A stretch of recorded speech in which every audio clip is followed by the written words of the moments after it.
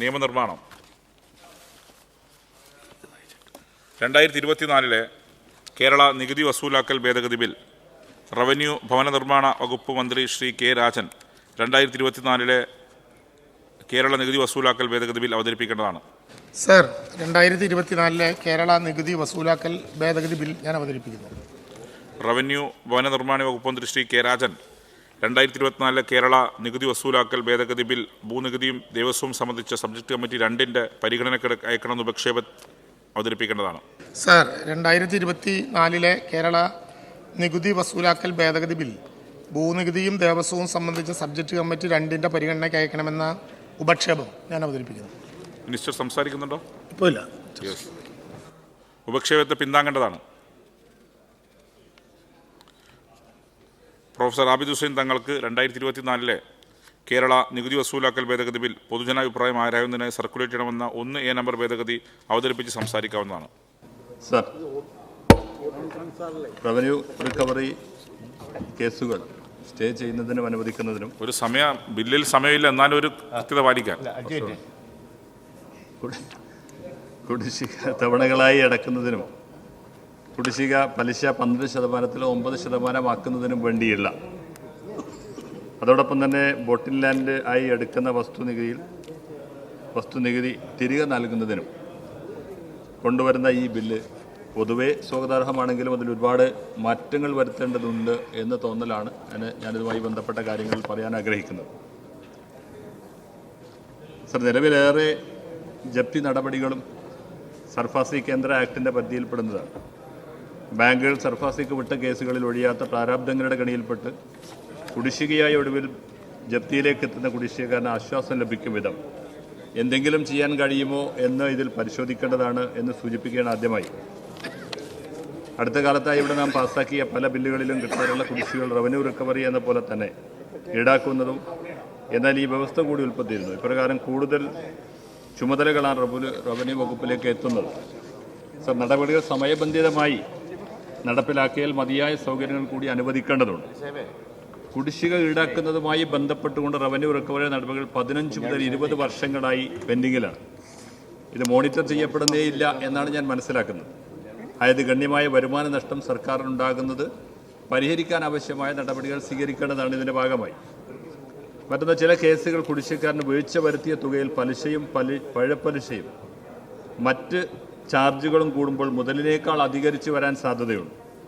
പലിശയും പിഴപ്പലിശയും മറ്റ് രഹസ്യ ചാർജുകളും കൂടി വരുന്ന തുക മുതലിനേക്കാൾ അധികരിക്കാൻ പാടില്ല എന്ന ഒരു നിലപാട് ഇതിൻ്റെ ഭാഗമായി സ്വീകരിക്കാൻ കഴിയുമോ എന്ന് പരിശോധിക്കേണ്ടതുണ്ട്.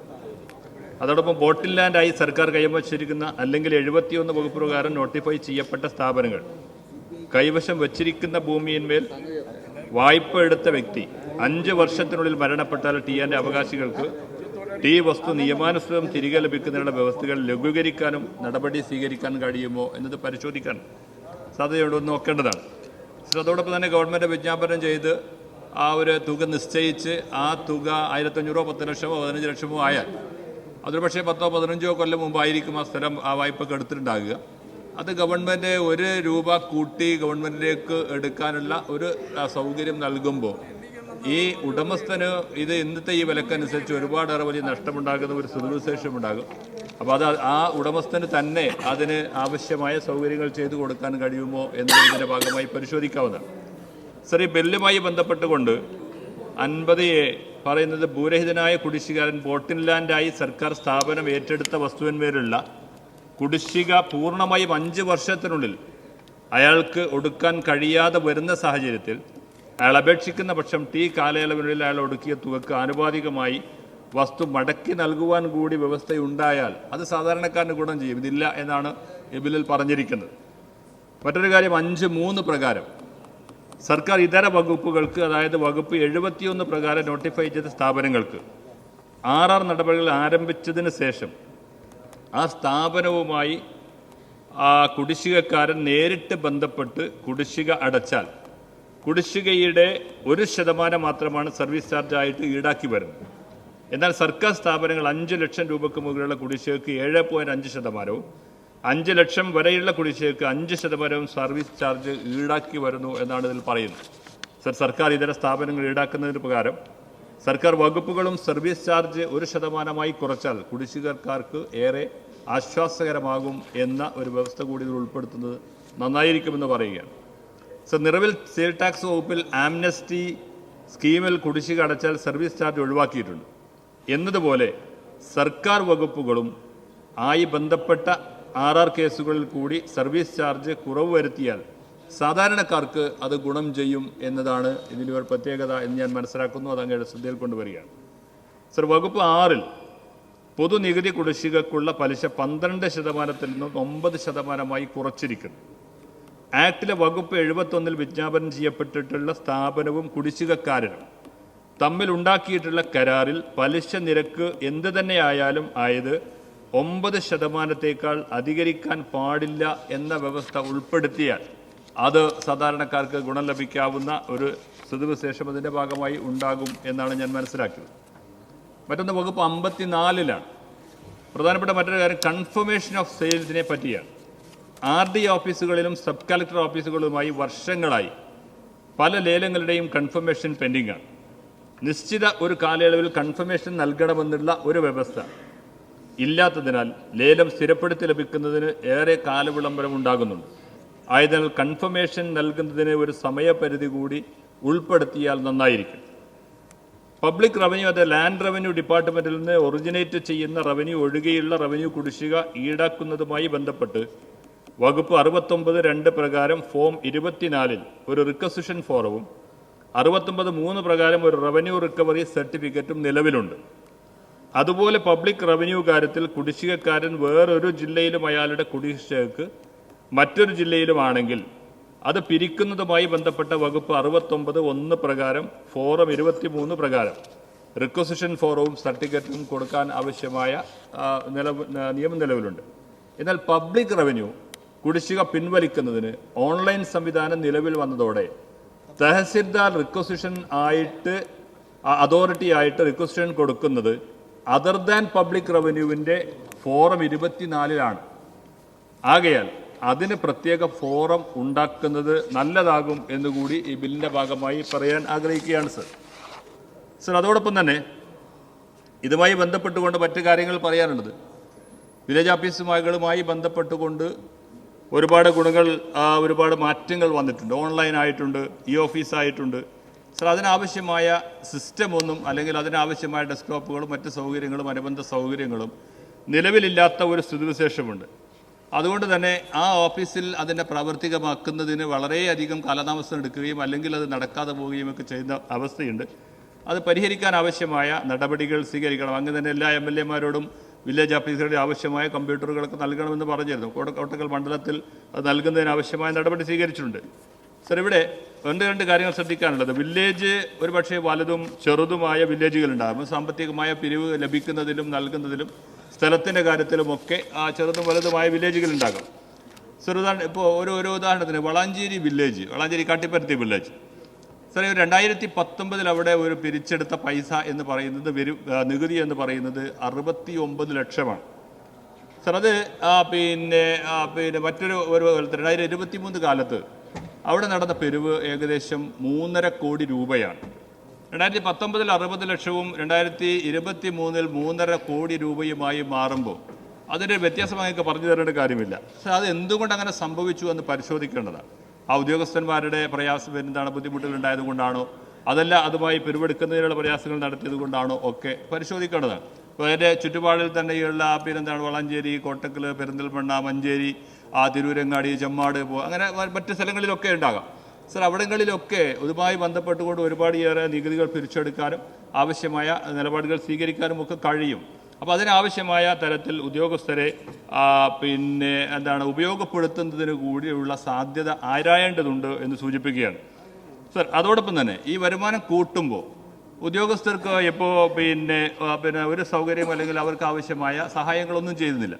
ഇപ്പോൾ 1 കോടി രൂപ അല്ലെങ്കിൽ 2 കോടി രൂപ ഇപ്പോൾ 69 ലക്ഷം പിരിച്ചെടുത്ത് 3.5 കോടിയിലേക്ക് രൂപക്ക് വന്നപ്പോൾ ആ ഉദ്യോഗസ്ഥൻ്റെ ആത്മാർത്ഥത കൊണ്ടായിരിക്കാം, മറ്റു പലയിടത്തും ഉദ്യോഗസ്ഥന്മാരുടെ ആത്മാർത്ഥത കുറവുകൊണ്ടായിരിക്കാം. ഈ ഇങ്ങനെ പിരിച്ചെടുക്കുന്ന ഉദ്യോഗസ്ഥന് ഒരു ഇൻസെൻറ്റീവായി എന്തെങ്കിലും നൽകാൻ ഒരു ഓഫീസിന് വേണ്ടിയോ അല്ലെങ്കിൽ ഉദ്യോഗസ്ഥർക്ക് ഉപയോഗപ്പെടുത്താൻ വേണ്ടിയോ അല്ലെങ്കിൽ ഓഫീസിൽ തന്നെ അനുബന്ധ സൗകര്യങ്ങൾ ഉണ്ടാക്കുന്നതിന് വേണ്ടിയോ ഒക്കെ സൗകര്യപ്രദമായ രൂപത്തിൽ ഒരു ഇൻസെൻറ്റീവ് നൽകിയാൽ, അതിന് ആവശ്യമായ ഒരു സഹായം നൽകിയാൽ ആ ഉദ്യോഗസ്ഥർക്ക് അത് പിരിച്ചെടുക്കാനും മറ്റ് ആ കാര്യങ്ങൾ വളരെ ദ്രുതഗതിയിൽ ചെയ്യാനുമൊക്കെ അവരെ പ്രേരിപ്പിക്കും, അല്ലെങ്കിൽ അവർക്ക് അതിന് താല്പര്യമുണ്ടാകും. അതുകൊണ്ട് അതൊരു പക്ഷേ ഒരു 0.5% ആക്കിയാലും മതി. 1 കോടിക്ക് 0.5% ഉണ്ടാക്കുക, അല്ലെങ്കിൽ 1 ലക്ഷത്തിന് 0.5% കൊടുക്കുക എന്ന് പറഞ്ഞാൽ വലിയ പ്രയാസം ഉണ്ടാകില്ല എന്നാണ് ഞാൻ മനസ്സിലാക്കുന്നത്. സോ 0.5% ഇൻസെൻറ്റീവ് ഉദ്യോഗസ്ഥന്മാർക്ക് നൽകിയാൽ അത് നല്ല നിലക്ക് മുന്നോട്ട് കൊണ്ടുപോകാൻ കഴിയും എന്നാണ് ഞാൻ കരുതുന്നത്. സർ, മറ്റൊരു കാര്യം എനിക്ക് പറയാൻ കഴിയുള്ളത്, ഇതുമായി ബന്ധപ്പെട്ടുകൊണ്ട് പറയാനുള്ളത് തരം മാറ്റലുമായി ബന്ധപ്പെട്ടുകൊണ്ടാണ്. തരം മാറ്റൽ വളരെ വലിയ പെൻഡിങ് ഉണ്ട് എന്ന് താങ്കൾക്കും അറിയാം. അത് പരിഹരിക്കുന്നതിനാവശ്യമായി കഴിഞ്ഞ റവന്യൂ ഡിപ്പാർട്ട്മെൻറ്റിൻ്റെ യോഗത്തിൽ വെച്ച്, ജില്ലാ റവന്യൂ യോഗത്തിൽ വെച്ച് തഹസിൽദാർമാരെ ഡെപ്യൂട്ടി കളക്ടർമാരെ നിയമിക്കുന്നു എന്നൊക്കെ പറഞ്ഞു. മാറ്റം വരാൻ സാധ്യതയുണ്ടെന്ന് പ്രതീക്ഷിക്കുന്നു. സർ, അപ്പോൾ അത് വളരെയധികം പെൻഡിങ്ങാണ്. ഇപ്പോൾ എൻ്റെ ഒരു വളാഞ്ചേരി കോട്ടക്കൽ മണ്ഡലത്തിലെ വളാഞ്ചേരിയിൽ തന്നെ ഏകദേശം വളാഞ്ചേരി MES കോളേജ് അവിടെ സ്ഥാപിതമായിട്ട്, പ്രിയപ്പെട്ട ജലീലിന് അറിയാം, വളാഞ്ചേരി MES കോളേജ് സ്ഥാപിതമായിട്ട് കാലങ്ങളോളമായി, വർഷങ്ങളോളമായി. ആ സ്ഥലം തരം മാറ്റാൻ കഴിയുന്നില്ല. ആ തരം മാറ്റുന്നതിന് വേണ്ടി അപേക്ഷ നൽകിയിട്ട് കാലങ്ങളായി. അതിന്നും തരം മാറ്റാതെ ഏകദേശം ഒരു 3 കോടി അല്ലെങ്കിൽ 2 കോടിയിലധികം രൂപ അത് സ്ഥലം മാറ്റിയാൽ തന്നെ വില്ലേജ് ഓഫീസിലേക്ക് അല്ലെങ്കിൽ റവന്യൂ ഡിപ്പാർട്ട്മെന്റിലേക്ക് കിട്ടാവുന്ന ഒരു വരുമാനം കിട്ടാവുന്ന ഒരു മാർഗ്ഗമാണ്. വരുമാനം കിട്ടുന്ന മാർഗ്ഗം മാത്രമല്ല, കോളേജിന്റെ വിപുലീകരണത്തിനും ആവശ്യമായ സൗകര്യങ്ങൾ ഉണ്ടാക്കുന്നതിനും ഒക്കെ പ്രയാസകരമായ ഒരു അനുഭവം ഉള്ളത് കൂടിയാണ് അത് പറയുന്നത്.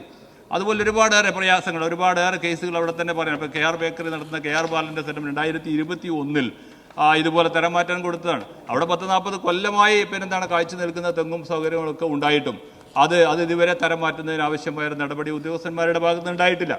അപ്പം ആ ഒരു തരത്തിൽ തരം മാറ്റലുമായി ബന്ധപ്പെട്ടുകൊണ്ട് ഉള്ള ഈ പ്രയാസങ്ങൾ പരിഹരിക്കുന്നതിന് വേണ്ടി അടിയന്തരമായ ഒരു നടപടി ഉണ്ടാകുന്നത് നന്നായിരിക്കുമെന്ന് ഞാൻ സൂചിപ്പിക്കുകയാണ്. സർ, മറ്റൊന്ന് എനിക്ക് സൂചിപ്പിക്കാനുള്ളത് റവന്യൂ അവാർഡുമായി ബന്ധപ്പെട്ടുകൊണ്ടാണ്. റവന്യൂ അവാർഡ് നൽകുന്നുണ്ട്. ഞാൻ നേരത്തെ സൂചിപ്പിച്ചതുപോലെ ചില വില്ലേജുകൾ ഒരുപാടേറെ പണം പിരിച്ചെടുക്കാനുണ്ടാകും, ചിലയിടത്ത് കുറച്ചേ പിരിച്ചെടുക്കാനുണ്ടാകുള്ളൂ. ഒരു 10 ലക്ഷം പിരിക്കാനുള്ള ഒരു വില്ലേജിൽ ആ 10 ലക്ഷം പിരിച്ചെടുക്കുക എന്ന് പറയുന്നത് വലിയ ഒരു പ്രയാസമുള്ള കാര്യമല്ല. മറിച്ച് ഒരു 3 കോടിയോ 4 കോടിയോ പിരിച്ചെടുക്കാനുണ്ടാകുന്നിടത്ത് ഒരു വലിയ പ്രയാസം, അല്ലെങ്കിൽ അതിന് ഒരു ടാസ്ക് എടുക്കേണ്ടി വരും, റിസ്ക് എടുക്കേണ്ടി വരും അടുത്ത ഉദ്യോഗസ്ഥന്മാർ. പക്ഷേ ഈ 10 ലക്ഷം പിരിച്ചെടുക്കുന്ന ഉദ്യോഗസ്ഥന് അവാർഡ് കൊടുക്കുകയും ഇവിടെ ഈ 3 കോടി പിരിച്ചെടുക്കാനെടുത്ത് 2.90 അല്ലെങ്കിൽ 2.80 75 ഒക്കെ പിരിച്ചെടുക്കുന്ന ഉദ്യോഗസ്ഥന് അവാർഡ് ലഭിക്കാതിരിക്കുകയും ചെയ്തൊരവസ്ഥയുണ്ട്. അപ്പോൾ അതിൻ്റെ ഒരു മാനദണ്ഡം മാറ്റി അതിൻ്റെ ഒരു പെർസെൻറ്റേജിലൊരു വ്യത്യാസം വരുത്തി ആ ഉദ്യോഗസ്ഥന് കൂടി, അല്ലെങ്കിൽ അവർ ഈ ഒരു പണത്തിൻ്റെ പിരിച്ചെടുക്കുന്ന ഒരു പണത്തിൻ്റെ ലഭ്യതയുടെ മൂല്യം നോക്കി, അല്ലെങ്കിൽ അതിൻ്റെ ആനുപാതികമായി നോക്കി അവർക്ക് അവാർഡ് കൊടുക്കുന്നതിന് ആവശ്യമായ സൗകര്യങ്ങൾ ചെയ്തു കൊടുത്താൽ നന്നായിരിക്കും എന്ന് കൂടി ഞാൻ സൂചിപ്പിക്കുകയാണ് ഇതിൻ്റെ ഭാഗമായി. സർ, അതോടൊപ്പം ഇതിൻ്റെ പോരായ്മകൾ എന്ന് പറയുന്ന ഉദ്യോഗസ്ഥന്മാരില്ലാത്ത എല്ലാവരും കേസുകൾ തീർപ്പാക്കാൻ ആവശ്യമായ സർവേയർമാരില്ലാത്ത പ്രയാസം എല്ലാവരും നിങ്ങളുടെ ജില്ലാ മീറ്റിംഗിൽ എല്ലാ MLA മാരും പറഞ്ഞതാണ് സർവേയർമാരില്ലാത്തതിൻ്റെ പ്രയാസം. അതുപോലെ തന്നെ ഈ ഓഫീസായി KS1 നെറ്റ്വർക്കോ ഇതുവരെ എല്ലാ വില്ലേജുകളിലും ലഭിച്ചിട്ടില്ല എന്ന പ്രയാസം എനിക്കറിയാം. ആവശ്യമായ സ്റ്റാഫ് പാറ്റേൺ ഇല്ലാത്തത് കൊണ്ട് ഉള്ള പ്രയാസങ്ങൾക്കറിയാം. അപ്പോൾ എൻ്റെ മണ്ഡലത്തിൽ തന്നെ പൊന്മള വില്ലേജ് ഓഫീസിൽ അവിടെ ഈ KBTയുടെ കേരള ബിൽഡിംഗ് ടാക്സ് പിടിച്ചെടുക്കുന്നതിൽ ജില്ലയിൽ തന്നെ ഏറ്റവും മുൻപന്തിയിൽ നിൽക്കുന്ന ഒരു വില്ലേജാണ്. സർ, ആ വില്ലേജിൽ ഒരു വില്ലേജ് ഓഫീസറും വില്ലേജ് അസിസ്റ്റന്റും മാത്രമാണുള്ളത്. അപ്പോൾ സ്റ്റാഫ് പാറ്റേൺ ഒന്ന് പുതുക്കി ആവശ്യമായ സ്റ്റാഫുകളെ നൽകി ഇത് പിരിച്ചെടുക്കാനും അതിനാവശ്യമായ സൗകര്യങ്ങൾ ചെയ്തു കൊടുക്കാനും ഉള്ള കാര്യങ്ങൾ ചെയ്താൽ കൂടി നന്നായിരിക്കും എന്നുകൂടി ഇതിൻ്റെ ഭാഗമായി ഞാൻ സൂചിപ്പിക്കുകയാണ്. ഈ ബിൽ ആവശ്യമായ മാറ്റങ്ങൾ വരുത്തി ജനങ്ങൾക്ക് കുറച്ചുകൂടി സൗകര്യപ്രദമായ തരത്തിൽ ഉപയോഗപ്പെടുത്താൻ സാധിക്കുമോ എന്നങ്ങ് പരിശോധിക്കണം എന്ന് സൂചിപ്പിച്ചുകൊണ്ട് നിർത്തുകയാണ്. ശ്രീ NK അക്ബർ, ബില്ലൊരു സെലക്ട് കമ്മിറ്റിയുടെ പരിഗണനയ്ക്ക് അയക്കണമെന്ന 2B നമ്പർ ഭേദഗതി അവതരിപ്പിച്ച് സംസാരിക്കാവുന്നതാണ്. ഞാൻ ഭേദഗതി അവതരിപ്പിക്കുകയാണ് സാർ. 68 കേരള റവന്യൂ റിക്കവറി ആക്റ്റും 985 കേരള റവന്യൂ റിക്കവറി അമെൻമെൻറ്റ് ആക്റ്റും 2007 കേരള റവന്യൂ റിക്കവറി അമെൻമെൻറ്റ് ആക്റ്റുകളിലുമെല്ലാം ഉള്ള പോരായ്മകൾ ഒക്കെ ബന്ധപ്പെട്ടാണ് 2024 കേരള നികുതി വസൂലാക്കൽ ഭേദഗതി ബില്ല് ഇവിടെ കൊണ്ടുവന്നിട്ടുള്ളത്. സാർ, വായ്പയുടെ പേരിൽ കിടപ്പാടം നഷ്ടപ്പെടുന്ന പാവപ്പെട്ടവൻ്റെ വീടും സ്ഥലവും സംരക്ഷിക്കാൻ കഴിയുന്ന ഒരു ആശ്വാസ ബില്ല് എന്ന തലക്കാണ് ഞാനിതിനെ കാണുന്നത്. അവശന്മാർ, ആർത്തന്മാർ, ആലംബഹീനന്മാർ, അവരുടെ സങ്കടം ആരറിയാൻ? പണമുള്ളവർ നിർമ്മിച്ച നീതിക്കിരിയിലൊന്നും പറയുവാനില്ലേ ഞാൻ പിൻവലിച്ചു എന്ന് ചങ്ങമ്പുഴ വാഴക്കുലയിൽ പറയുന്നുണ്ട്. എന്നാൽ ഇവിടെ ഈ അവശന്മാരും ആർത്തന്മാരും ആലംബഹീനന്മാരുമായിട്ടുള്ള ആളുകളുടെ സങ്കടങ്ങളിൽ ഇടപെടാൻ നേരത്തെ ഗവൺമെൻറ്റിനുണ്ടായിരുന്ന അധികാരം കോടതി സ്റ്റേ ചെയ്തതിനെ തുടർന്നാണ് അതിൽ ഇടപെടുക എന്ന ലക്ഷ്യം വെച്ചുകൊണ്ടുള്ള ഇത്തരമൊരു ഭേദഗതി കൊണ്ടുവന്നിട്ടുള്ളത്. 68 നിയമത്തിലെ ചില പ്രായോഗിക ബുദ്ധിമുട്ടുകൾ സൂചിപ്പിക്കുന്നുണ്ട്. ഇപ്പോൾ സർക്കാരിന് പലപ്പോഴും പല കാരണങ്ങൾ കൊണ്ട് കുടിശ്ശിക വരുമല്ലോ. അങ്ങനെ കുടിശ്ശിക വന്നാൽ അത്തരം ആളുകൾക്ക് ഒരു ആശ്വാസം നൽകുന്നതിന് വേണ്ടി മൊറട്ടോറിയം, അതുപോലെ കുടിശ്ശിക ഗഡുക്കളായി അനുവദിക്കുക, ഇത്തരത്തിലുള്ള ചില നടപടികൾ സാധാരണ സർക്കാരിന് ചെയ്യാൻ കഴിയുമായിരുന്നു. എന്നാൽ ഇത് തടയുന്ന തരത്തിലുള്ള ചില നിലപാടുകൾ വന്നപ്പോഴാണ് ഗവൺമെൻറ് ഇത്തരമൊരു ബില്ല് കൊണ്ടുവന്നത് എന്ന് ഞാനിവിടെ സൂചിപ്പിക്കുകയുണ്ടായി. അപ്പോൾ ഇതിൽ നേരത്തെ ഇവിടെ ആബിദ് ഹുസൈൻ തങ്ങൾ അദ്ദേഹം ഈ കാര്യത്തിൽ കുറച്ച് കാര്യങ്ങൾ സൂചിപ്പിക്കുകയുണ്ടായി. ഈ നിയമത്തിലെ സെക്ഷൻ 6 അനുസരിച്ച് റവന്യൂ റിക്കവറിയുടെ പലിശ നിരക്ക് അത് നേരത്തെ 12% ഉണ്ടായിരുന്നത് 9% ചുരുക്കുകയാണ്. അത് വലിയൊരു ആശ്വാസം തന്നെയാണ് ഈ കാര്യത്തിൽ. എന്ന് മാത്രമല്ല, സ്ഥാപനവും വ്യക്തിയും തമ്മിലുള്ള കരാർ അത് 9% താഴെയാണ് എങ്കിൽ ആ പലിശ മാത്രമേ ഈടാക്കാൻ പാടുള്ളൂ എന്നുകൂടി വ്യവസ്ഥ ചെയ്യുന്നു. അപ്പോൾ പലിശയിൽ കുറവുണ്ടാക്കുന്നു. ഇനി 9% താഴെ വരുന്ന വ്യവസ്ഥയിലും അതുണ്ടാക്കുന്നു എന്നുള്ളതാണ്. അതുപോലെ ചിലർ വലിയ ഭൂമിയുടെ ഉടമകളാവും, ചെറിയ തുകയാവും ലോൺ എടുത്തിട്ടുണ്ടാവുക. പക്ഷേ ജപ്തിയുടെ ഭാഗമായി ഇത് മുഴുവൻ അങ്ങ് ജപ്തി ചെയ്തെടുക്കുകയാണ്. ഇത് ഈ നിയമം അനുസരിച്ച്, ഈ നിയമ ഭേദഗതിയിലൂടെ സെക്ഷൻ 36 പ്രകാരം കുടിശ്ശികക്ക് ആനുപാതികമായി മാത്രമേ, എത്രയാണോ കുടിശ്ശിക അതിനാനുപാതികമായി മാത്രമേ ജപ്തി നടത്താവൂ എന്ന നിയമ ഭേദഗതി ഇതിൽ കൊണ്ടുവരുന്നു എന്നുള്ളത് മറ്റൊരു പ്രധാനപ്പെട്ട ഈ ബില്ലിൻ്റെ. അതുകൊണ്ടാണ് ഈ ബില്ല് പാവപ്പെട്ടവനൊരു മഗ്നാ കാർട്ട എന്ന് വേണമെങ്കിൽ വിശേഷിപ്പിക്കാം എന്ന് പറയും. പണ്ട് ഇടപ്പള്ളിയുടെ ഒരു കവിതയിൽ അദ്ദേഹം പുത്തൻ കലവും അരിവാളുന്നതിൽ വിളജപ്തി എന്ന് പറയുന്ന നിലപാട് തന്നെ ഉണ്ടായിരുന്നു. കാലവർഷത്തിൻ്റെ പ്രശ്നം കൊണ്ട് കൃഷി നശിച്ചിട്ട് ജന്മി പാട്ട ബാക്കിയുണ്ട് എന്നതിൻ്റെ പേരിൽ കോടതി പോവുകയും അവസാനം കോടതി വിള ജപ്തി ചെയ്യുന്നതിന് വേണ്ടി ഉത്തരവിടുകയും ചെയ്തല്ലോ. ഏതാണ്ട് അതുപോലെ അന്ന് വിളജപ്തിയായിരുന്നുവെങ്കിൽ, കോടതി ഉത്തരവിട്ടിരുന്നുവെങ്കിൽ, ഇന്ന് ഇങ്ങനെ അവൻ്റെ സ്വത്ത് തന്നെ ജപ്തി ചെയ്തതിൽ നിന്ന് തികച്ചും അവനെ സംരക്ഷിക്കാൻ വേണ്ടി വളരെ ആശ്വാസകരമായൊരു പദ്ധതി പറഞ്ഞു. ഇവിടെ കുടിശ്ശിക ഉണ്ടെങ്കിലും ആ കുടിശ്ശികക്കാരന് അല്ലെങ്കിൽ വായ്പ എടുത്ത ആളുകൾക്ക് അവൻ്റെ ഭൂമി വിൽക്കാൻ കഴിയുന്നു എന്നുള്ളതാണ്. മറ്റേത് ഭൂമി വിൽക്കാനൊരു സൗകര്യം കൊടുക്കില്ല, ജപ്തി ചെയ്തങ്ങ് കൊണ്ടുപോകലാണ്. എന്നാൽ ഈ നിയമത്തിൻ്റെ ഏറ്റവും പ്രധാനപ്പെട്ടൊരു ഗുണം അതുകൊണ്ടാണ് ഇത് നാട്ടിലെ സാധാരണക്കാരായ ജനങ്ങളെ ചേർത്ത് നിർത്തുന്നു എന്നുള്ളതാണ് ഈ ബില്ലിൻ്റെ ഏറ്റവും പ്രധാനപ്പെട്ട പ്രത്യേകത. ഇത് വായ്പ എടുത്ത് തിരികെ എടുക്കാൻ കഴിയാത്ത സ്ഥിതി വന്നാൽ തൻ്റെ കുടിയിരിപ്പ് വിറ്റ് അത് വീട്ടണമെന്ന ആഗ്രഹം കുടിശ്ശികക്കാരനുണ്ടെങ്കിലും നിലവിലുള്ള നിയമത്തിൽ അതിന് കഴിയാത്ത സാഹചര്യമാണ് ഉണ്ടായിരുന്നത്. വിൽക്കാൻ കഴിയില്ല. എന്നാൽ ഈ നിയമത്തിൽ കുടിശ്ശികക്കാരന് ജപ്തി ചെയ്യുന്ന വസ്തു മുഴുവനായിട്ടും വിൽക്കാം, ഭാഗികമായിട്ട് വിൽക്കാം. ഒരു കരാറുണ്ടായാൽ മതി. ഒരു കരാർ വിൽക്കുന്നയാളും വാങ്ങുന്നയാളും തമ്മിൽ യോജിച്ച് കലക്ടർക്ക് ഒരപേക്ഷ സമർപ്പിച്ചാൽ അത് അനുവാദം വാങ്ങി ആധാരം രജിസ്റ്റർ ചെയ്യാൻ കഴിയും.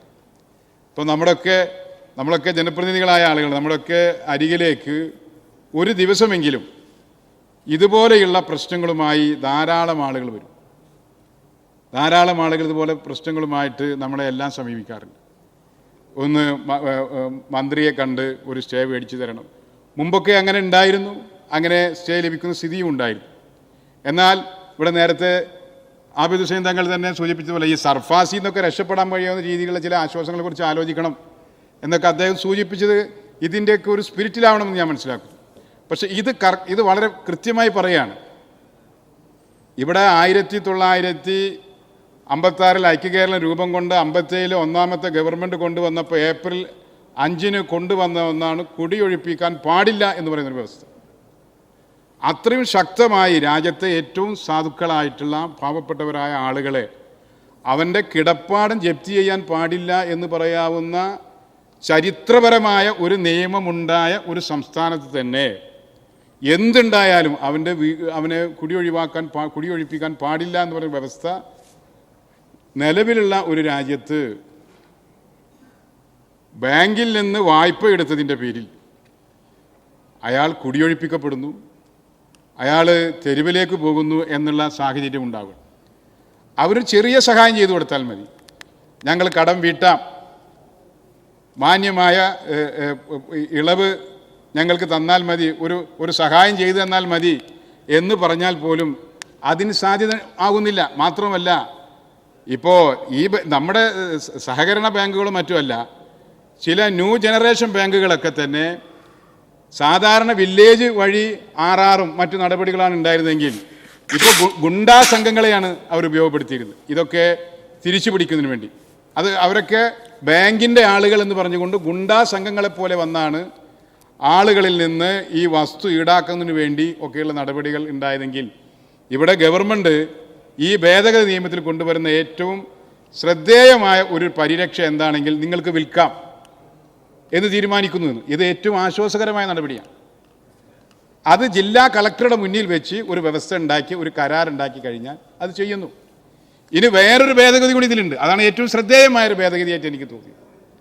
അത് ഇപ്പോൾ അയാളുടെ പേരിൽ റവന്യൂ റിക്കവറി നടപടികളെല്ലാം ആയി കഴിഞ്ഞാൽ പോലും 5 വർഷം കൊണ്ട് അയാളുടെ മുതലും അയാളുടെ കുടിശ്ശികയും അതുപോലെ തന്നെ നിയമാനുസൃതമായിട്ടുള്ള പലിശയും ഗഡുക്കളായി അടച്ച് കഴിഞ്ഞാൽ അദ്ദേഹം 5 വർഷം കൊണ്ട് തിരിച്ചടച്ച് കഴിഞ്ഞാൽ ഈ വസ്തു അയാൾക്ക് തന്നെ തിരിച്ചു കൊടുക്കും എന്ന് പറയുന്ന വ്യവസ്ഥ ഉണ്ടാവും. അപ്പോൾ എത്ര ഉദാരമായി ഈ നാട്ടിലെ വായ്പ എടുത്ത ആളുകളെ സഹായിക്കാൻ കഴിയാവുന്ന വ്യവസ്ഥയുള്ള ഒരു പ്രധാനപ്പെട്ട, എനിക്ക് തോന്നുന്നു നമ്മുടെ ഗവൺമെൻറ്റിൻ്റെ കേരള സർക്കാരിൻ്റെ ഒരു നിയമത്തിൻ്റെ ഏറ്റവും മനുഷ്യത്വപരമായ രൂപം ഈ ബില്ലിലുണ്ട് എന്നുള്ളത്. അപ്പോൾ അതുകൊണ്ട് വായ്പയെടുത്ത് അടക്കാൻ കഴിയാത്തയാളെ പുറത്തു കളയുകയല്ല, അദ്ദേഹത്തിന് ആവശ്യമുള്ള സമയം കൊടുത്ത് 5 വർഷത്തോളം സമയം കൊടുത്ത് അത് തിരിച്ചടക്കാൻ കഴിയുന്ന രീതിയിൽ ഉള്ള സംവിധാനങ്ങൾ സ്വീകരിക്കുകയാണ് ചെയ്യുന്നത് എന്നുള്ളതാണ്. നമ്മൾ കൃഷിനാശം സംഭവിച്ച് പൈസ തിരിച്ചടക്കാൻ കഴിയാത്ത സാഹചര്യങ്ങളുണ്ടായി. അതിൻ്റെ എല്ലാം ഭാഗമായിട്ട് വീട്ടിൽ നിന്നും നാട്ടിൽ നിന്നുമെല്ലാം ആട്ടിയോടിക്കപ്പെടുന്ന ആളുകളുടെ കഥ കേൾക്കുന്നിടത്തു നിന്നാണ് വായ്പയെടുത്ത് പാപ്പരീകരിക്കപ്പെടുന്ന ആളുകൾക്ക് തിരിച്ചടവിനുമെല്ലാം സമയം കൊടുത്ത് പൈസ തിരിച്ചടച്ചതിന് ശേഷം അദ്ദേഹത്തിൻ്റെ സ്വത്തുക്കൾ സംരക്ഷിക്കാൻ വേണ്ടി നിലകൊള്ളുന്നു എന്ന് പറഞ്ഞാൽ ഒരാളുടെ സ്വത്തും ജീവനും സംരക്ഷിക്കുക എന്നുള്ളത് ഒരു മൗലിക കടമയല്ല, ഒരു ചുമതലയായി കാണുന്നു എന്നതാണ് ഈ ബില്ലിൽ ഞാൻ കാണുന്ന മറ്റൊരു പ്രധാനപ്പെട്ട സവിശേഷത എന്നുള്ളതാണ്. അതുകൊണ്ട് ഈ നിയമവുമായി ഇങ്ങനെ ഒരു ബില്ല് ഈ രംഗത്ത് കൊണ്ടുവന്നിട്ടുള്ളത് തന്നെ നമ്മുടെ രാജ്യത്തെ വളരെ പാവപ്പെട്ട സാധുക്കളായ ജനങ്ങളുടെ ബാങ്ക് ജപ്തികളുടെ നടപടിയിൽ നിന്ന്. ഇപ്പോൾ ഇവിടെ എനിക്ക് ബഹുമാനപ്പെട്ട മന്ത്രിയോടൊക്കെ പറയാനുള്ള ഒരു അഭ്യർത്ഥന എന്താണെന്ന് വെച്ചാൽ, വായ്പകളെ സംബന്ധിച്ചും അതിൻ്റെ പലിശകളെ സംബന്ധിച്ചും അതിൻ്റെ നടപടിക്രമങ്ങളെ സംബന്ധിച്ചുമെല്ലാം ഈ വ്യവസ്ഥ എല്ലാ ബാങ്കിങ് മേഖലയിലും നടപ്പിലാക്കാൻ കഴിയുന്ന രീതിയിൽ കൊണ്ടുവരാൻ വേണ്ടി കഴിയണം. ആദ്യം സംസാരിച്ച ബഹുമാനപ്പെട്ട മെമ്പർ പറഞ്ഞതുപോലെ തന്നെ സർഫാസി പോലെയുള്ള മറ്റ് നിയമങ്ങളെയെല്ലാം തള്ളിക്കളഞ്ഞുകൊണ്ടുള്ള കടുത്ത രീതിയിൽ എടുക്കുന്ന നടപടികൾക്ക് പകരം അങ്ങേയറ്റം ഉദാരമായ രീതിയിലുള്ള സമീപനങ്ങൾ സ്വീകരിക്കുന്ന രീതിയിൽ ഈ നിയമം സമഗ്രമായ രീതിയിൽ ഉണ്ടാക്കണം. ഇതൊരിക്കലും ബാങ്കുകളിൽ നിന്ന് വായ്പ എടുത്തയാൾ തിരിച്ചടക്കാതെ ബാങ്കുകളെ വഞ്ചിക്കണം എന്ന ഒരു സ്ഥിതിക്ക് വേണ്ടിയിട്ടല്ലോ സാധാരണക്കാരൻ, അവൻ്റെ പ്രയാസങ്ങൾ കൊണ്ടാണ്. ആ പ്രയാസങ്ങൾക്ക് അവർക്ക് തിരിച്ചടക്കാനുള്ള എല്ലാ സംവിധാനങ്ങളും ഉദാരമായി സമീപിക്കുക. കാരണം ഗവൺമെൻറ്റാണ് ഏറ്റവും വലുത്. ഇവിടെ ഗവൺമെൻറ്റിന് ഒരു റോളുമില്ല, തിരഞ്ഞെടുക്കപ്പെട്ട ഗവൺമെൻറ്റിന് ഒരു റോളുമില്ല. ഇവിടെ ബാങ്ക് നേരിട്ട് ഈ കാര്യങ്ങൾ ചെയ്യുന്നു എന്ന് പറയുന്നത് ഒട്ടും ശരിയല്ല. ഇപ്പോൾ പലയിടത്തും ഇത്തരത്തിൽ മുതലടച്ച് കഴിഞ്ഞതിന് ശേഷവും കണ്ണായ സ്ഥലമാണ് എന്നുള്ളത് കൊണ്ട് അത് കക്ഷിക്ക് തിരിച്ചു കൊടുക്കാതിരിക്കുന്നതിന് വേണ്ടി ന്യൂ ജനറേഷൻ ബാങ്കുകളെല്ലാം സ്വീകരിക്കുന്ന തെറ്റായ രീതികളുണ്ട്. സ്റ്റേറ്റ് ലെവൽ ബാങ്കിങ് കമ്മിറ്റികളുടെ മുന്നിലേക്ക് വരുന്ന അപേക്ഷകൾ ഇതൊക്കെ എടുത്ത് പരിശോധിച്ചാൽ നമുക്ക് കാണാൻ വേണ്ടി കഴിയും. അതുകൊണ്ട് തീർച്ചയായും ഞാൻ ഒന്നുകൂടി ഇതിനെ പിന്തുണച്ചുകൊണ്ട് ഞാൻ നിർത്തും. ബഹുമാനപ്പെട്ട മിനിസ്റ്റർ. ബഹുമാനപ്പെട്ട സാർ, ഇവിടെ അംഗങ്ങൾ എടുത്ത സമയം തന്നെ മന്ത്രി എന്ന നിലയിൽ ഞാനും എടുക്കുന്നുള്ളൂ. ഇതിനൊന്ന് കോർഡിനേറ്റ് ചെയ്യുക. സബ്ജക്റ്റ് പോയതിന് ശേഷം സഭയിലേക്ക് ബില്ല് തിരിച്ചു വരുമ്പോൾ ഉണ്ടാകുന്ന ചർച്ചകളിൽ സംസാരിക്കാം എന്ന് കരുതുന്നുള്ളൂ.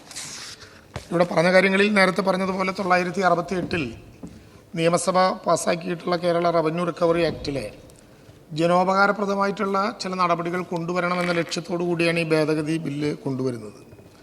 സർക്കാരിന് ലഭിക്കാനുള്ള നികുതി ഉൾപ്പെടെയുള്ള കുടിശ്ശികക്കാരൻ്റെ സ്ഥാവര ജംഗമ വസ്തുക്കളിൽ നിന്ന് ഈടാക്കി നൽകുക എന്ന ലക്ഷ്യത്തോടു കൂടി വന്ന ഒരു ബില്ലാണ് നമുക്കെല്ലാവർക്കും അറിയാവുന്നതുപോലെ കേരള റവന്യൂ റിക്കവറി ആക്ട്. നമ്മുടെ സർക്കാരിൻ്റെ നികുതികൾ മാത്രമല്ല, ഈ ബില്ലിൻ്റെ 71-ാം വകുപ്പ് വ്യവസ്ഥ ചെയ്യുന്ന അടിസ്ഥാനത്തിൽ സംസ്ഥാനത്തുള്ള പൊതുമേഖലാ സ്ഥാപനങ്ങൾ, തദ്ദേശ സ്വയംഭരണ സ്ഥാപനങ്ങൾ, ബാങ്കുകൾ ഉൾപ്പെടെ നിരവധികളായിട്ടുള്ള സ്ഥാപനങ്ങളുടെ കുടിശ്ശിക പിരിച്ചെടുക്കുന്നതും ഇപ്പോൾ ഈ ആക്ടിൻ്റെ കീഴിൽ തന്നെയാണ്. കുടിശ്ശിക ഈടാക്കുമ്പോൾ നേരത്തെ ബഹുമാനപ്പെട്ട ഗുരുവായൂർ അംഗം സൂചിപ്പിച്ചതുപോലെ കുടിശ്ശികൾ വരുത്തുന്നത് മനഃപൂർവ്വമല്ല. ഒരു സാധാരണക്കാരനായ മനുഷ്യൻ്റെ ജീവിത പ്രയാസങ്ങളിൽ നിന്ന് ഉയർത്തെഴുന്നേറ്റ് വന്നതാണ് അത്തരം കുടിശ്ശികളൊക്കെ. അപ്പോൾ ആ ധാരണയോടുകൂടി തന്നെയാണ് സർക്കാർ കുടിശ്ശികക്കാരനെ കാണുന്നത്. സർക്കാരിൻ്റെയും സ്ഥാപനങ്ങളുടെയും താല്പര്യങ്ങൾ സംരക്ഷിക്കുന്നത് പോലെ തന്നെ കുടിശ്ശികക്കാരുടെ ബുദ്ധിമുട്ടുകൾ പരിഹരിക്കാനും താല്പര്യങ്ങൾ സംരക്ഷിക്കാനും അവരുടെ ചിന്തയോടൊപ്പം നിൽക്കാനും കഴിയുന്ന വിധത്തിലാണ് സാർ ഈ ഭേദഗതി ബില്ല് സഭയുടെ മുമ്പാകെ കൊണ്ടുവരാൻ ലക്ഷ്യം വയ്ക്കുന്നത്. സാധാരണക്കാരന് ആശ്വാസവും പ്രയോജനപ്രദവുമായിരുന്നു സാർ കുടിശ്ശിക തുക ഗഡുക്കളാക്കി കൊടുത്തുകൊണ്ടുള്ള സർക്കാർ നിലപാട്. രാഷ്ട്രീയത്തിൽ ഭരണപക്ഷ പ്രതിപക്ഷ വ്യത്യാസമില്ലാതെ നമ്മളെല്ലാം ജനങ്ങളുടെ പരാതികൾ കേൾക്കുന്നവരാണ് എന്നുള്ളതുകൊണ്ട് ജനപ്രതിനിധികൾ തന്നെ നല്ലൊരു ശതമാനം റവന്യൂ റിക്കവറിക്ക് വേണ്ടി ഗവൺമെൻറ്റിനെ സമീപിക്കാറുണ്ട്. കാരണം ജനങ്ങളുടെ പ്രശ്നങ്ങൾ അവർക്ക് ഏറ്റവും പെട്ടെന്ന് സാധിച്ചു നൽകുക, പരിഹരിച്ച് നൽകുക എന്ന പ്രശ്നമുള്ളതുകൊണ്ടാണ്.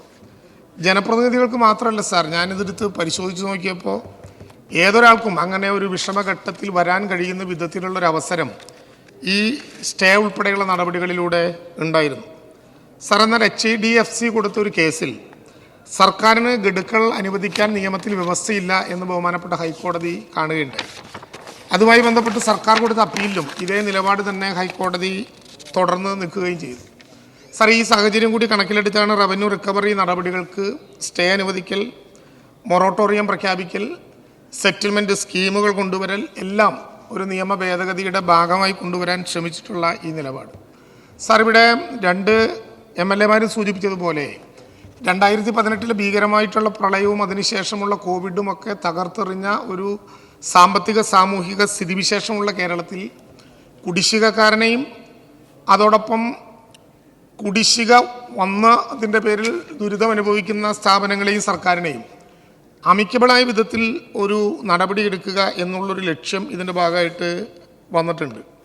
അതുകൊണ്ട് കുടിശ്ശികക്കാരുടെ പ്രശ്നങ്ങൾ പരിഹരിക്കപ്പെടുമ്പോൾ തന്നെ ഈ സ്ഥാപനങ്ങളുടെയും റവന്യൂ റിക്കവറിക്ക് വേണ്ടി സമീപിക്കുന്ന 71-ാം വകുപ്പ് പ്രകാരമുള്ള സ്ഥാപനങ്ങൾക്ക് കൂടി പ്രശ്നം പരിഹരിക്കാവുന്ന വിധത്തിൽ വ്യത്യസ്തങ്ങളായ ഭേദഗതികൾ ഇവിടെ കൊണ്ടുവന്നിട്ടുണ്ട്. വളരെ സ്വാഗതാർഹമായ ഭേദഗതി നിർദ്ദേശങ്ങളാണ് ഈ ബില്ലിൽ വന്നിട്ടുള്ളത്. അതിനെ സ്വാഗതം ചെയ്യുന്നു. സർ, അതോടൊപ്പം തന്നെ സബ്ജക്റ്റ് കമ്മിറ്റിയിലോ ഇതിൻ്റെ ചർച്ചയിലോ വരേണ്ട ഒരു പ്രധാനപ്പെട്ട 1-2 കാര്യം മാത്രം ഞാൻ സൂചിപ്പിക്കുന്നു. ഒന്ന്, ഈ ബോട്ടിൻ ലാൻഡായിട്ട് സർക്കാർ കൈവശം വച്ചിരിക്കുന്ന ഈ ഭൂമി, അല്ലെങ്കിൽ അങ്ങ് പറഞ്ഞതുപോലെ സെക്ഷൻ 71 അനുസരിച്ചുള്ള സ്ഥാപനങ്ങൾ കൈവശം വച്ചിരിക്കുന്ന ഭൂമി, ആ ഭൂമിയിന്മേൽ വായ്പ എടുത്തിരിക്കുന്ന വ്യക്തി 5 വർഷത്തിനകം മരണപ്പെട്ടാൽ അത് അയാളുടെ അവകാശികൾക്ക് തിരിച്ചുകൊണ്ട് കിട്ടുന്നതിന് വേണ്ടിയിട്ടുള്ള ഒരു പ്രൊവിഷനും കൂടി ഇതിനകത്ത് കൊണ്ടുവന്നാൽ നന്നായിരിക്കും എന്നുള്ളൊരു നിർദ്ദേശമാണ് എനിക്കൊന്ന് വയ്ക്കാനുള്ളത്. രണ്ടാമത്തെ പോയിൻ്റ്, ഇത് സംബന്ധിച്ച് വേറെ ഈ ലിമിറ്റേഷൻ ആക്റ്റുമായി ലോയുമായിട്ട് ബന്ധപ്പെട്ട് ഒരു സുപ്രീം കോടതി വിധിയുണ്ട്. അതായത് കല്യാണിക്കുട്ടി കേസിൽ സുപ്രീം കോടതി പറഞ്ഞിരിക്കുന്നത് ലിമിറ്റേഷൻ ലോ, ഇപ്പോൾ റവന്യൂ റിക്കവറി ആക്ട് ഇത് എപ്പോഴും ഭേദഗതി ഉണ്ടാവില്ലല്ലോ, അതുകൊണ്ടാണ് ഞാൻ ചോദിക്കുന്നത്. അത് ലിമിറ്റേഷൻ ആക്ട് പ്രകാരം ടൈം ബാർ കഴിഞ്ഞ ക്ലെയിംസ് റവന്യൂ റിക്കവറി നിയമപ്രകാരം റവന്യൂ റിക്കവറി നടത്താൻ പാടില്ല എന്നാണ് കല്യാണിക്കുട്ടി കേസിൽ സുപ്രീം കോടതി വിധിച്ചത്. പക്ഷെ പിന്നീടൊരു വിധി ബോംബെ ഡൈയിങ് കേസിലൊരു വിധി വന്നു. ബോംബെ ഡൈയിങ് കേസിൽ വന്നത് ലിമിറ്റേഷൻ ലോ റെമഡി മാത്രമാണ് റെസ്ട്രിക്റ്റ് ചെയ്തിട്ടുള്ളത്, റൈറ്റ് അവിടെ നിലനിൽക്കും, റിക്കവറി ചെയ്യാനുള്ള റൈറ്റ് നിലനിൽക്കും. അപ്പോൾ സിവിൽ കോടതി വഴിയല്ലാതെ ഈ റിക്കവറി നടത്താൻ വേണ്ടിയിട്ടുള്ള ബദൽ സംവിധാനത്തെക്കുറിച്ച് ഗവൺമെൻറ്റുകൾ ആലോചിക്കണം എന്നൊരു നിർദ്ദേശം ഈ രണ്ടാമത്തെ കോടതി വിധിയിൽ വന്നിട്ടുണ്ട്. ഇപ്പം നോർമൽ കേസിൽ ആദ്യത്തെ വിധി നിൽക്കുന്നതുകൊണ്ട് ലിമിറ്റേഷൻ ബാർ കഴിഞ്ഞാൽ ആക്ട് അനുസരിച്ചുള്ള ബാർ കഴിഞ്ഞാൽ റിക്കവറി ചെയ്യാൻ പറ്റില്ല. അപ്പോൾ പലരും പല കാരണങ്ങൾ കൊണ്ടത് രക്ഷപ്പെട്ടു പോവുകയാണ്. അപ്പോൾ അത് ചെയ്യണമെങ്കിൽ ആ റൈറ്റ് അവിടെ നിൽക്കും. അപ്പോൾ സിവിൽ കോടതി വഴിയല്ലാതെ റിക്കവറി നടത്താൻ വേണ്ടിയിട്ടുള്ള ഓൾട്ടർനേറ്റീവായിട്ടുള്ള നിർദ്ദേശങ്ങൾ കൂടിയും തീരുമാനങ്ങൾ കൂടിയും ഗവൺമെൻറ്റുകൾ എടുക്കണമെന്നാണ് ആ സുപ്രീം കോടതി വിധിയിൽ പറഞ്ഞിരിക്കുന്നത്. റവന്യൂ റിക്കവറി ആക്ട് ഭേദഗതി ചെയ്യുന്ന സന്ദർഭത്തിൽ ഈ രണ്ട് കാര്യം കൂടി സർക്കാർ പരിഗണിക്കുമോ എന്നാണ് എൻ്റെ ചോദ്യം. പ്രതിപക്ഷ നേതാവ് വളരെ പ്രസക്തമായിട്ടുള്ള ചില കാര്യങ്ങളാണ് ഇതിൽ സൂചിപ്പിച്ചിട്ടുള്ളത്. ബോട്ടിൽ ലാൻഡ്, ഇപ്പോൾ നേരത്തെ ഇവിടെ സൂചിപ്പിച്ചതുപോലെ ബോട്ടിൽ ലാൻഡ് സ്ഥാവര വസ്തുക്കളിൽ ലേലം ചെയ്ത് കുടിശ്ശിക ഈടാക്കുക എന്ന ലക്ഷ്യം വെച്ചുകൊണ്ട് നമ്മൾ ജപ്തി നടപടികളുമായിട്ട് മുന്നോട്ട് പോകുമ്പോൾ എല്ലാവർക്കും അറിയാവുന്നതുപോലെ ലേലം വിളിക്കാൻ ആളില്ലാതെ വരുന്ന ഘട്ടത്തിലാണ് നിലനിൽക്കുന്ന ആക്ടിലെ 10 പൈസ പ്രകാരം 10 പൈസ കൊടുത്ത് ഭൂമി സർക്കാരിൻ്റെ പേരിൽ ലേലം കൊള്ളുക എന്ന സ്ഥിതി കണ്ടിട്ടുള്ളത്. ഇത്തരം ഭൂമി പിന്നീട് പുറമ്പോക്കാക്കി അത് ആവശ്യത്തിനു വേണ്ടി സർക്കാർ പ്രഖ്യാപിക്കുന്ന ആവശ്യങ്ങൾക്ക് വേണ്ടി എടുക്കുക എന്ന നിലപാടും അതിനെ തുടർന്ന് എടുക്കാറുണ്ട്. എന്നാൽ ബഹുമാനപ്പെട്ട പ്രതിപക്ഷ നേതാവ് ഇവിടെ സൂചിപ്പിച്ചതുപോലെ, നേരത്തെ രണ്ടംഗങ്ങളും പറഞ്ഞതുപോലെ, ഭൂമി ഏറ്റെടുത്ത് തൊട്ടടുത്ത കാലത്ത് ഏതെങ്കിലും വിധത്തിൽ ഈ പണം സമാഹരിച്ച് തിരിച്ചടയ്ക്കാൻ വരുമ്പോൾ അത് കൊടുക്കാനുള്ളൊരു പ്രൊവിഷനും നേരത്തെയുള്ള ആക്ടിലുണ്ടായില്ല. സാധാരണ കഴിഞ്ഞ ഗവൺമെൻറ്റിൻ്റെ കാലത്ത് ഈ ഗവൺമെൻറ്, ഞാൻ പറഞ്ഞ മാറി മാറി വന്ന ഗവൺമെൻറ്റുകളെല്ലാം ക്യാബിനറ്റിൽ കൊണ്ടുപോയി പ്രത്യേക സാഹചര്യം ഉപയോഗിച്ചുകൊണ്ട് മന്ത്രിസഭയിൽ അനുമതി നൽകുക എന്നുള്ളതാണ് ലക്ഷ്യം വെച്ചത്. ഇത് മറികടക്കാൻ തന്നെയാണ് 5 വർഷക്കാലത്തേക്ക് ബോട്ടിൽ ലാൻഡായി പിടിച്ചെടുക്കപ്പെട്ട ഭൂമി ഏതെങ്കിലും വിധത്തിൽ വിൽക്കാനോ ഓൾട്ടർ ചെയ്യാനോ പാടില്ല എന്ന നിർദ്ദേശത്തോടെ 5 വർഷത്തിനുള്ളിൽ പണമടച്ചാൽ കുടിശ്ശികക്കാരനത് കൊടുക്കാം എന്ന ആശയം മുന്നോട്ട് വയ്ക്കാൻ വേണ്ടി തീരുമാനിച്ചിട്ടുള്ളത്. അതൊരു ഗൗരവപ്പെട്ട ആശയമായി അങ്ങ് പറയുകയും ചെയ്തതിൽ വളരെ സന്തോഷമുണ്ട്. എന്നാൽ അങ്ങിവിടെ സൂചിപ്പിച്ചതുപോലെ ബോട്ടിൽ ലാൻഡ് വായ്പയായി എടുത്ത വ്യക്തി മരണപ്പെട്ടാൽ കുടിശ്ശികക്കാരൻ്റെ കുടിശ്ശിക അടച്ചാൽ അവരുടെ ബന്ധപ്പെട്ട ആളുകൾക്ക്, ലീഗൽ തുടർച്ചക്കാർക്ക് കൊടുക്കുക എന്നുള്ളതൊരു ശ്രമകരമായ ആശയമാണ്. തീർച്ചയായിട്ടും സബ്ജക്റ്റ് കമ്മിറ്റിയുടെ മുമ്പാകെ വരുമ്പോൾ ആ കാര്യം കൂടി ചർച്ച ചെയ്യാൻ അവസരമുണ്ടാകും. കല്യാണിക്കുട്ടി കേസുമായി ബന്ധപ്പെട്ട ലിമിറ്റേഷൻ്റെ കാര്യം നേരത്തെ ഞങ്ങളിത് തുടങ്ങുന്ന ഘട്ടത്തിൽ തന്നെ ചർച്ച ചെയ്തിരുന്നു. അപ്പോൾ പക്ഷേ എനിക്ക് തോന്നുന്നത്, ഞാനൊന്നുകൂടി അങ്ങ് പറഞ്ഞ കാരണം പരിശോധിക്കാം, ആ കല്യാണിക്കുട്ടി കേസ് യഥാർത്ഥത്തിൽ നമ്മുടെ മൂന്നാറിൽ 1801/2010 കേസ് പോലെ തുടരുകയാണ്. കോടതി ഒരു നിരീക്ഷണം നടത്തിയിട്ടുണ്ട്, അങ്ങ് പറഞ്ഞത് പൂർണ്ണമായും ശരിയാണ്. പക്ഷേ ആ കാര്യത്തിൽ ലിമിറ്റേഷനുമായി ബന്ധപ്പെട്ട വിധി വന്നിട്ടില്ല. കല്യാണിക്കുട്ടി കേസ് ഇപ്പോഴും ബെഞ്ചിൻ്റെ മുമ്പാകെയാണ്. അപ്പോൾ നിലവിൽ നമുക്കിങ്ങനെ തീരുമാനിച്ചു പോകാം, കല്യാണിക്കുട്ടി കേസിൽ സുപ്രീം കോടതി ഏതെങ്കിലും വിധത്തിലുള്ള നിയമപരമായിട്ടുള്ള തീരുമാനം അല്ല, പിന്നെ കോടതി എന്ന നിലയിൽ തീരുമാനമെടുത്താൽ തീർച്ചയായിട്ടും അതിവിടെ പങ്കാളിയാക്കുകയും ചെയ്യാം. പലിശ നിരക്ക് കുറക്കുക ഒരു ശ്രദ്ധേയമായ കാര്യമാണ്. അക്ബർ MLA ഇവിടെ പറഞ്ഞതുകൊണ്ട് ഞാൻ സൂചിപ്പിക്കുന്നില്ല. 12-ൽ നിന്ന് 9 ആക്കുന്നു എന്ന് മാത്രമല്ല സാർ, 9-ൽ താഴെയാണ് നേരത്തെ ഉണ്ടാക്കിയ കരാറെങ്കിൽ അത് വെച്ചുകൊണ്ട് തന്നെ മുന്നോട്ട് പോകാൻ കഴിയുന്ന വിധത്തിലാണ് നമ്മൾ ആലോചിച്ചിട്ടുള്ളത്. ഇവിടെ നമ്മൾ ബോട്ടിൽ ലാൻഡ് ഏറ്റെടുക്കുമ്പോൾ ബോട്ടിൽ ലാൻഡ് ഒരു ഭൂമി ആകെ അങ്ങ് ഏറ്റെടുക്കുക എന്നുള്ളത് മാറി LARR 2013 26B-യും 27-ഉം പ്രകാരം ഒരു വില കണക്ക് കൂട്ടി അതുമാത്രം ബോട്ടിൽ ലാൻഡായി എടുത്താൽ മതി എന്നൊരു നിർദ്ദേശവും 50A തുടർച്ചയായിട്ട് ഇവിടെ വരുമ്പോൾ ബോട്ടിൽ ലാൻഡിൻ്റെ കാര്യത്തിൽ നമ്മൾ സൂചിപ്പിച്ചിട്ടുണ്ട്. അതോടൊപ്പം തന്നെ നേരത്തെ ബോട്ടിൽ ലാൻഡുമായി ബന്ധപ്പെട്ട് പറഞ്ഞതുപോലെ തന്നെ റവന്യൂ നടപടികൾ നേരിട്ടുകൊണ്ടിരിക്കുന്നൊരു ഘട്ടത്തിൽ ബോട്ടിൽ ലാൻഡ് ആകുന്നതിന് മുമ്പ് അറ്റാച്ച്മെൻറ്റിൽ ഒരു ഭൂമി കിടക്കുന്ന നേരത്ത് ആ അറ്റാച്ച്മെൻറ്റിൽ കിടക്കുന്ന ഭൂമി വേറൊരു വ്യക്തിക്ക് വിൽക്കാൻ ഇപ്പോൾ യാതൊരു നിർവാഹമില്ല. ജപ്തി ചെയ്താൽ പിന്നെ പണം തിരിച്ചടക്കിയല്ലാതെ വേറെ മാർഗങ്ങളില്ല. ചിലപ്പോൾ ഭൂമി മേടിക്കാൻ ആഗ്രഹിക്കുന്ന ആളുണ്ടെങ്കിൽ പോലും വിൽപ്പന നടത്താൻ കഴിയാത്ത സാഹചര്യം ഇപ്പോൾ നിലനിൽക്കുന്നുണ്ട്.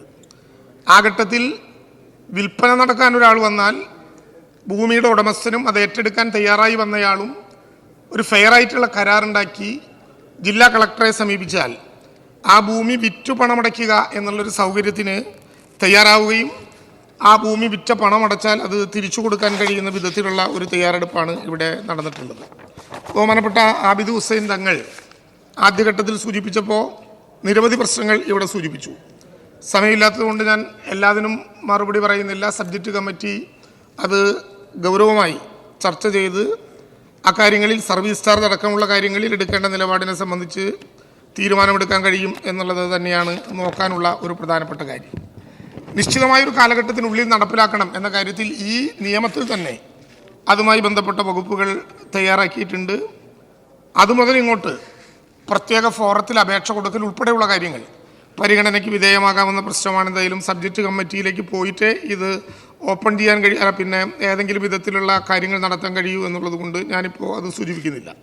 സർ, അങ്ങ് സൂചിപ്പിച്ചതുപോലെ വില്ലേജുകളിൽ ഭദ്രമായ വിധത്തിൽ ആളുകളുടെ എണ്ണം ഉണ്ടാകണം എന്ന് തന്നെയാണ് വകുപ്പിൻ്റെ അഭിപ്രായം. പരമാവധി അതിനു വേണ്ടി പരിശ്രമിക്കുന്നുമുണ്ട്. റവന്യൂ ഒരു സേവന വകുപ്പായതുകൊണ്ട് സാർ പലപ്പോഴും ഓരോ ഘട്ടത്തിലും ചുമതലകൾ വർദ്ധിക്കുകയാണ്. ഇപ്പോൾ കോവിഡ് ഉണ്ടായ കാലത്ത് എക്സ്ഗ്രേഷ്യായി 50,000 രൂപ വീതം മരണപ്പെട്ടവരുടെ വീടുകളിൽ കൊടുക്കാൻ വേണ്ടി തീരുമാനിച്ചപ്പോൾ അതിൻ്റെ പൂർണ്ണമായിട്ടുള്ള ചുമതല ഒരു ഘട്ടത്തിൽ റവന്യൂ വകുപ്പിൻ്റെ വില്ലേജ് തലമുറയുള്ള ഉദ്യോഗസ്ഥന്മാരെ ഏറ്റെടുക്കേണ്ടി വന്നു.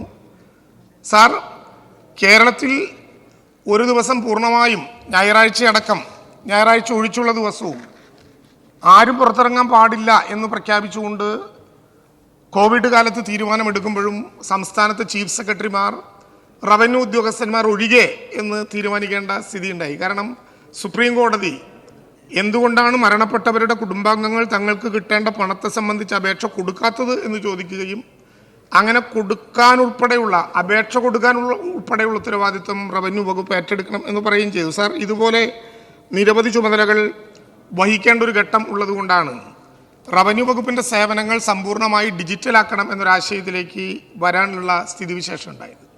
അതനുസരിച്ച് കേരളത്തിലെ റവന്യൂ വകുപ്പിൻ്റെ പൂമുഖ പടിവാതിൽ എന്ന് വിളിക്കാൻ കഴിയുന്ന വില്ലേജ് ഓഫീസുകൾ സമ്പൂർണ്ണമായി സ്മാർട്ടാക്കാനുള്ള പ്രവർത്തനങ്ങളിലേക്ക് പോവുകയാണ് സാർ. ഏതാണ്ട് 680ഓളം സ്മാർട്ട് വില്ലേജ് ഓഫീസുകൾ കഴിഞ്ഞ 2 ഗവൺമെൻറ്റുകളുടെ കാലത്തായി നമുക്ക് സ്മാർട്ടാക്കി മാറ്റാനുള്ള പരിശ്രമം നടത്തി. ഏതാണ്ട് 80% നിർമ്മാണം പൂർത്തീകരിച്ചു. ബാക്കിയുള്ളത് ഈ കാലയളവ് കൂടി എടുത്ത് നബാർഡ് ഉൾപ്പെടെ സകല സംവിധാനങ്ങളെയും ബന്ധപ്പെടുത്തി ഏറ്റവും വേഗത്തിൽ എങ്ങനെയാകാം എന്ന് ശ്രദ്ധിക്കുന്നുണ്ട്. സാർ, ഈ ഗവൺമെൻറ്റിൻ്റെ കാലത്ത് 62/2022 എന്ന ഗവൺമെൻറ് ഉത്തരവ് ഇറക്കിക്കൊണ്ട് അങ്ങ് പറഞ്ഞതുപോലെ MLAമാർക്ക് വില്ലേജ് ഓഫീസുകളെ സ്മാർട്ടാക്കാൻ, താലൂക്ക് ഓഫീസുകളെ സ്മാർട്ടാക്കാൻ, അവിടുത്തെ ഉപകരണങ്ങൾ മേടിക്കാൻ പ്രത്യേക ഫണ്ട് ഉപയോഗിക്കാം, സ്പെഷ്യൽ ഫണ്ട് ഉപയോഗിക്കാം എന്ന് നിശ്ചയിച്ചപ്പോൾ നല്ലൊരു ശതമാനം MLAമാർ ആ നടപടിക്രമങ്ങളിലേക്ക് തയ്യാറായത് ക്യൂ ഒഴിവാക്കി ഏറ്റവും വേഗതയിൽ ആ നടപടിക്രമങ്ങൾ പൂർത്തീകരിക്കണം എന്നുള്ളതുകൊണ്ടാണ്. അപ്പോൾ ആ വിധത്തിൽ ആ നടപടികൾ മുന്നോട്ട് പോകുന്നുണ്ട് എന്ന കാര്യവും ഞാൻ സഭയുടെ ശ്രദ്ധയപ്പെടുത്തുകയാണ്. 2 കാര്യം കൂടി ബഹുമാനപ്പെട്ട അംഗം ചോദിച്ചതിന് മറുപടി പറഞ്ഞുകൊണ്ട്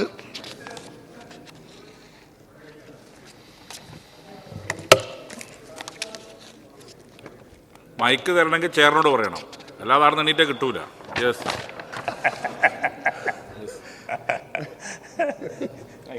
താങ്ക് യു സർ. പറഞ്ഞോ. സർക്കാർ ഡ്യൂസ് 1 ലക്ഷവും ബാങ്ക് ഡ്യൂസ് 3 ലക്ഷവും വരെയാണ്. ഇപ്പോൾ കലക്ടർമാർക്ക് സ്റ്റേ നൽകാനും അതുപോലെ ഇൻസ്റ്റാൾമെൻറ്റ് കൊടുക്കാനും ഇപ്പോൾ അധികാരമുള്ളത്. അത് സർക്കാർ ഡ്യൂസ് ഒരു 3 ലക്ഷവും ബാങ്ക് ഡ്യൂസ് ഒരു 5 ലക്ഷവുമാക്കി ഉയർത്തുകയും അതുപോലെ ഇൻസ്റ്റാൾമെൻറ്റിൻ്റെ എണ്ണം ഇപ്പോൾ കലക്ടർമാർക്ക് അധികാരമുള്ളത് 20 മാത്രമാണ്. ആ ഇൻസ്റ്റാൾമെൻറ്റ് എണ്ണം കൂടി ഒന്ന് വർദ്ധിപ്പിക്കുന്നത് ജനങ്ങൾക്ക് ഏറെ സൗകര്യപ്രദമാവും. ആ രീതിയിലുള്ളൊരു മാറ്റം കൂടി ഇത് വരുത്തുമോ എന്നാണ് സാർ എൻ്റെ ചോദ്യം. ഈ ബില്ലിൽ പല സ്ഥലത്തും ഗവൺമെൻറ് എന്ന് പറയുന്ന പദം ഉപയോഗിച്ചിട്ടുണ്ട്. പക്ഷെ അത് സ്റ്റേറ്റ് ഗവൺമെൻറ് ആണോ അതോ സെൻട്രൽ ഗവൺമെൻറ് ആണോ എന്ന് വിശദീകരിക്കാം. സാർ, ഇവിടെ പറഞ്ഞ അഭിപ്രായങ്ങൾ കൂടി പറഞ്ഞുകൊണ്ട് ഞാൻ നേരത്തെ ബഹുമാനപ്പെട്ട ആബിദ് ഹുസൈൻ തങ്ങൾ പറഞ്ഞ അഭിപ്രായ പ്രകടനത്തിൻ്റെ അവസാനത്ത് നിൽക്കുകയാണ്. കഴിഞ്ഞിട്ട് ബാക്കി രണ്ടുപേരും പറഞ്ഞ് ഞാൻ അവസാനിപ്പിക്കുകയാണ്. ഇവിടെ തരം മാറ്റവുമായി ബന്ധപ്പെട്ട് ഒരു പ്രശ്നം അങ്ങ് ശ്രദ്ധയിൽപ്പെടുത്തി. വളരെ ഗൗരവപ്പെട്ട കാര്യമാണ്.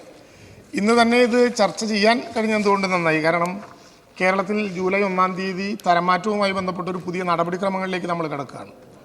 ഇന്ന് രാവിലെയോടുകൂടി 27 RDO സബ് കളക്ടർ നിലവാരത്തിലുള്ള ആളുകൾക്ക് മാത്രം തരംമാറ്റ നടപടികളിൽ ഇടപെടാൻ കഴിഞ്ഞിരുന്നത് ഇന്ന് രാവിലത്തോടുകൂടി 71 ഉദ്യോഗസ്ഥന്മാരിലേക്കായി മാറ്റാൻ കേരളത്തിൽ സാധ്യമായി എന്നുള്ളത് വളരെ പ്രധാനപ്പെട്ട ഒരു കാര്യമായി, ഒരു ചുവടുവെപ്പായി ഇതിലേക്ക് വരികയാണ്.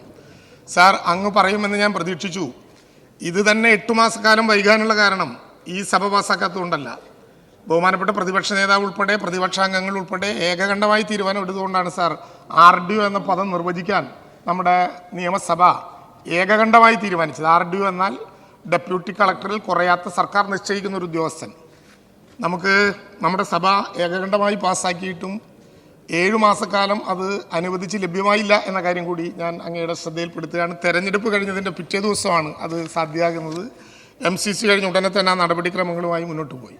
അപ്പം അതുകൊണ്ട് 71 കേന്ദ്രങ്ങളിലായി ഭൂമി തരംമാറ്റം നടപടികൾ വരുന്നതോടെ വളരെ ഗൗരവമായി വളരെ വേഗതയിൽ ആ നടപടിക്രമങ്ങൾ പൂർത്തീകരിക്കും.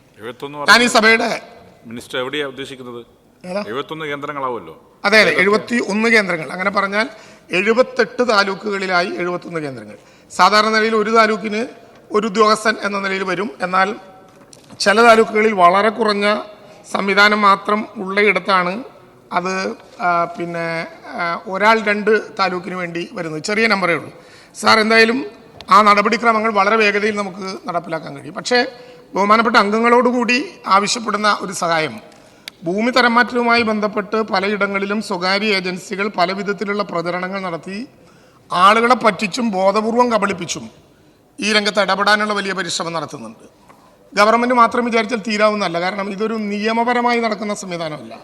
എഴുതി കൊടുക്കാൻ സഹായമൊക്കെ ചെയ്യുന്നത് പോലെ പലർക്കും ഇക്കാര്യത്തിൽ വേണ്ട വിധത്തിലുള്ള നോളജ് ഇല്ലാത്തതുകൊണ്ട് അതിന് മുതലെടുത്തുകൊണ്ട് ഓൺലൈനായി ചെയ്യാം എന്ന പേരിൽ സർക്കാർ നൽകുന്ന ആനുകൂല്യങ്ങൾ പോലും അറിയാത്ത വിധം ആളുകളെ കബളിപ്പിക്കുന്ന നടപടിക്രമങ്ങളുണ്ട്. അതൊരു കാരണവശാലും അംഗീകരിച്ചു കൊടുക്കാനാകില്ല. ശക്തമായ ഇടപെടൽ തന്നെ ആ കാര്യത്തിലുണ്ടാകും. ആ കാര്യത്തിൽ ബഹുമാനപ്പെട്ട അംഗങ്ങളുടെ കൂടി പിന്തുണ ആവശ്യമുണ്ട് എന്ന് ഞാൻ അഭ്യർത്ഥിക്കുകയാണ്. പ്രൊഫസർ ആബിദ് ഹുസൈൻ തങ്ങൾ വില്ലേജിൽ നടക്കുന്ന മാറ്റങ്ങളെക്കുറിച്ച് ഇവിടെ പറഞ്ഞു. അതിലേറ്റവും പ്രധാനം അങ്ങ് ശ്രദ്ധിച്ചു എന്നറിയില്ല, പഞ്ചായത്തുകളിൽ നേരത്തെ ഭരിക്കുന്ന രാഷ്ട്രീയ കക്ഷിയുടെ കൂടി പിൻബലമുണ്ട് എന്നുള്ളത് കൊണ്ട് അവിടെ നിയന്ത്രിക്കാൻ ഒരു രാഷ്ട്രീയ കേന്ദ്രമുണ്ട്. റവന്യൂ വകുപ്പുകളിൽ അങ്ങനെ ഒരു രാഷ്ട്രീയ കേന്ദ്രമില്ല, നിയന്ത്രിക്കാൻ ജനപ്രതിനിധികളുടെ സാന്നിധ്യമില്ല.